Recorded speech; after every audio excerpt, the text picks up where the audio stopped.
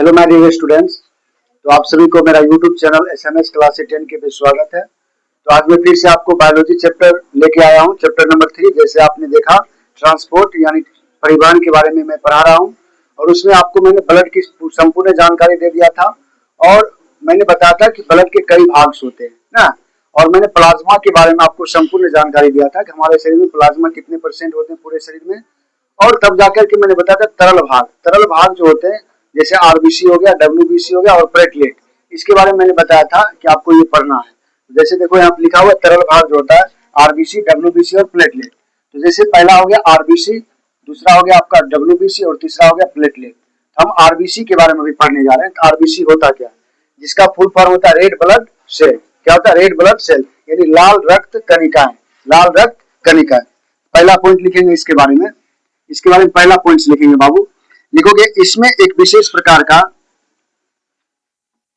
इसमें एक विशेष प्रकार, इसमें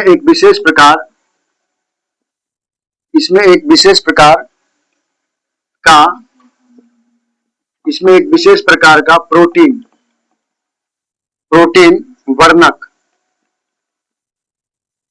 वर्णक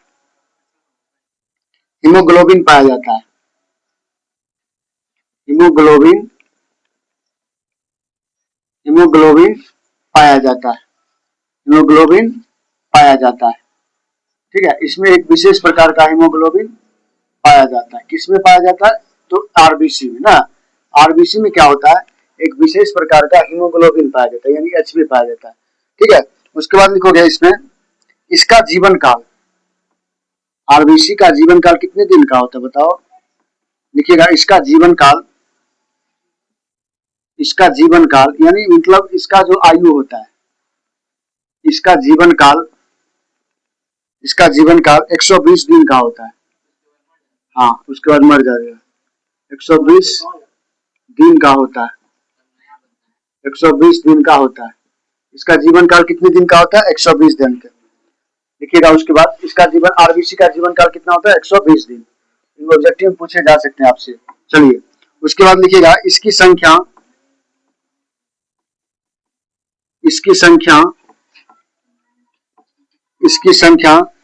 हमारे रक्त में, इसकी संख्या हमारे रक्त में 5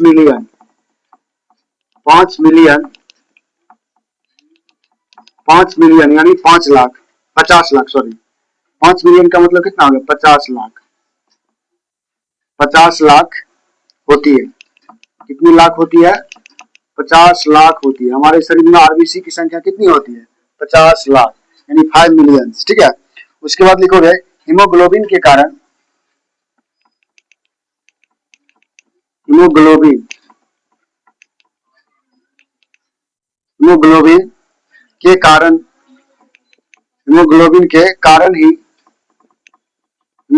के कारण ही रक्त का रंग हरा दिखाई पड़ता है। रक्त का रंग लाल दिखाई पड़ता है। कैसा पड़ता है बाबू? रक्त का रंग कैसा दिखाई पड़ता है? लाल दिखाई पड़ता है ना। तो रक्त का रंग लाल दिखाई पड़ता है, लाल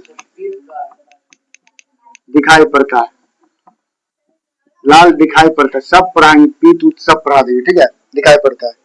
हीमोग्लोबिन के लिखिएगा उसमें हीमोग्लोबिन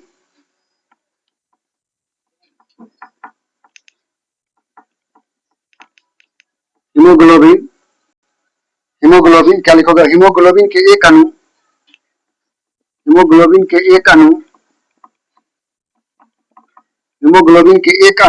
की क्षमता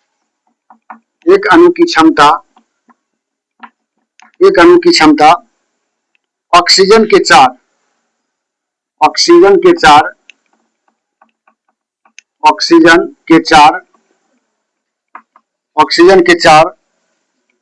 अणुओं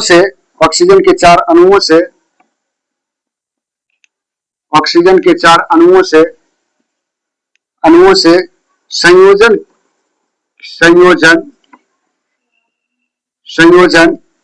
की होती है। संयोजन की क्या होती है बाबू? ऑक्सीजन के संयोजन की होती है। यानी कह रहा है कि हीमोग्लोबिन के एक अणु की क्षमता कितनी होती है? ऑक्सीजन के 4 अणुओं की क्षमता के बराबर होती है। उसके बाद लिखोगे, इसमें लिखोगे बाबू, लिखिए इसके इसी विलक्षण के कारण, ठीक है। तो अभी क्या पढ़ रहे हैं बाबू? WBC सॉरी आरबीसी पढ़ रहे हैं ना, आरबीसी के बारे में पूरी तरह से। इसी गुण के कारण हम क्या करते हैं, ऑक्सीजन के विसरण द्वारा पहुंचकर लगते हैं। उसके बाद कह रहे मनुष्य में मलेरिया वर्ग के जंतुओं के लाल रक्त कोशिका न्यूक्लियस नहीं होता, ठीक है। उसके बाद फिर अगला पॉइंट लिखोगे, अगला पॉइंट लिखोगे इसमें इसके इसी विलक्षण के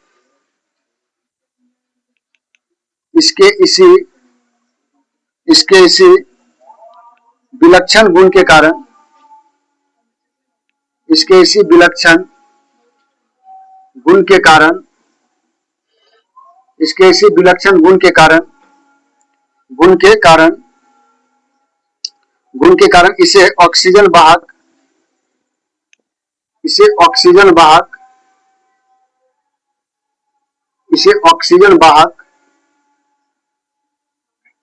ऑक्सीजन वाहक भी कहते हैं। ऑक्सीजन वाहक भी कहते हैं। ऑक्सीजन वाहक किसको कहते हैं? ऑक्सीजन वाहक जो होता है बाबू, हीमोग्लोबिन को कहते हैं, यानी WBC को कहते हैं, सॉरी आरबीसी को कहते हैं ना, रेड ब्लड सेल को। उसके बाद लिखोगे हीमोग्लोबिन शोषण के लिए, हीमोग्लोबिन शोषण के द्वारा, हीमोग्लोबिन शोषण के द्वारा लिए गए ऑक्सीजन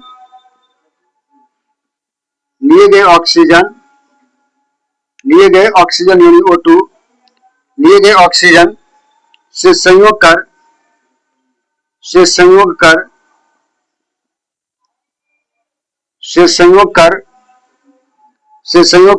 एक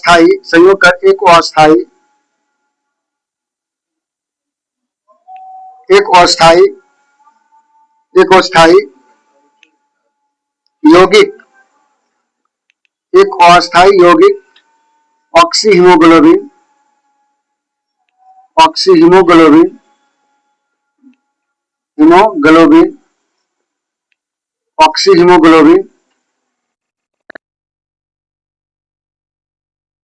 बनाता है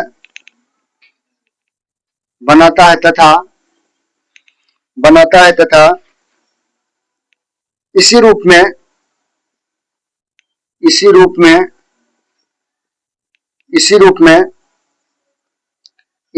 रक्त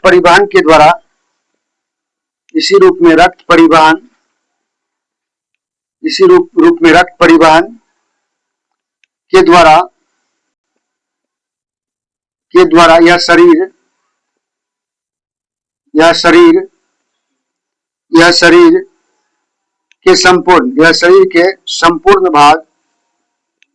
यह शरीर के संपूर्ण भाग में पहुंचता है। संपूर्ण भाग में क्या होता है? पहुंचता है। यह शरीर के संपूर्ण भाग में पहुंचता है। उसके बाद लिखोगे शरीर की कोशिका में ऑक्सी हीमोग्लोबिन वियोजन का ऑक्सीकरण हीमोग्लोबिन में होता है। उसके बाद लिखोगे यहाँ पे फेफड़े के द्वारा कार्बन डाइऑक्साइड को शरीर से बाहर निकाल देता है। ये क्या करता है? इसका और क्रम क्या है? फेफड़े द्वारा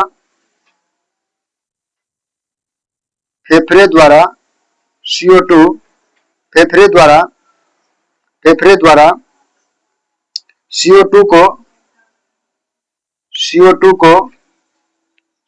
को शरीर के बाहर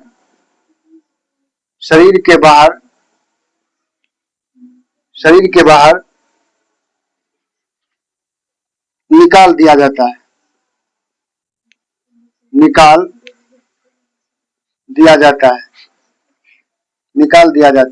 यानी आरबीसी के कारण ही क्या होता है, हमारे जो फेफड़े में कार्बन डाइऑक्साइड गैस जम जाते हैं उसको आरबीसी के द्वारा ही निकाला जाता है। उसके बाद लिखोगे मनुष्य तथा ममेलिया वर्ग मनुष्य तथा ममेलिया मैमेलिया मनुष्य तथा मैमेलिया वर्ग के अन्य जंतुओं मैमेलिया वर्ग के अन्य जंतुओं अन्य जंतुओं के लाल रक्त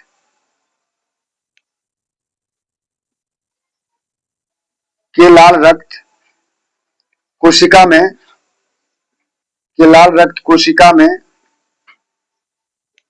में न्यूक्लियस नहीं होता है। न्यूक्लियस का मतलब केंद्रक जिसको कहते हो, न्यूक्लियस नहीं होता है। यानी समझते बाबू क्या कर रहा है कि मनुष्य तथा मैमेलिया वर्ग के अन्य जंतुओं में लाल रक्त कोशिका में क्या केंद्रक पाए जाते हैं? नहीं पाए जाते। मनुष्य हो चाहे मैमेलिया, जैसे मान लीजिएगा बंदर की प्रजाति में हो गया मैमेलिया वर्ग में, इसमें क्या पाए जाते हैं? इसके जो होते हैं आरबीसी में केंद्रक नहीं पाए जाते, अर्थात न्यूक्लियस नहीं पाए जाते। ठीक है, ये आरबीसी का क्या था, परिचय था। अगले वीडियो में डब्ल्यूबीसी और प्लेटलेट के बारे में पढ़ा दूंगा। ठीक है, डब्ल्यूबीसी को अलग बना देंगे क्योंकि जगह का अभाव है ना, छोटा पड़ जाता है।